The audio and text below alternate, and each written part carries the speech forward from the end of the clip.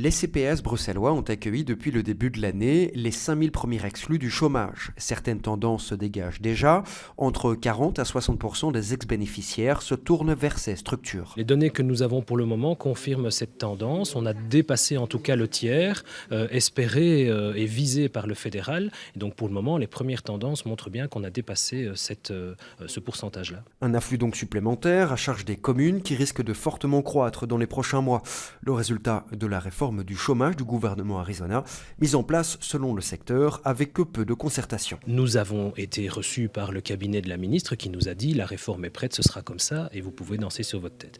Nous avons rencontré le David Clarinval qui a été très à l'écoute mais qui nous a effectivement dit les choses sont données, le cap du fédéral est connu et donc il n'y a pas eu de concertation préalable. D'autres mesures fédérales ont aussi impacté la capitale, la fusion des zones de police pourtant décriée par les bourgmestres bruxellois et la réduction des financements alloués à Belléris pourtant vital sur certains gros projets de construction comme le métro 3. Bruxelles ne serait-elle donc pas assez prise en compte ? Chaque niveau de pouvoir a ses propres compétences et peut donc prendre des décisions sur ces compétences-là. Il y a un nombre de compétences du niveau fédéral qui touchent aussi à Bruxelles. On peut parler aussi par exemple de la sécurité.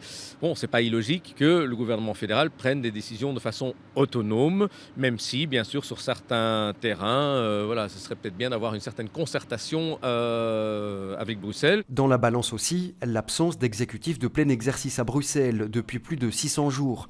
La crise s'éternise et la région pèse moins dans les décisions du pays. Le reste du pays avance, le reste du monde avance et le fait que Bruxelles n'a pas de gouvernement de plein pouvoir aujourd'hui, en tant que région, ça fait bien sûr que Bruxelles a aussi moins de voix au chapitre et que par exemple sur la vignette automobile, les autres régions vont peut-être avancer sans Bruxelles, ce qui serait quand même assez problématique vu que notamment la mobilité, bien sûr, est très connectée entre les différentes régions du pays. La Flandre et la Wallonie se réunissent d'ailleurs demain pour échanger à ce sujet.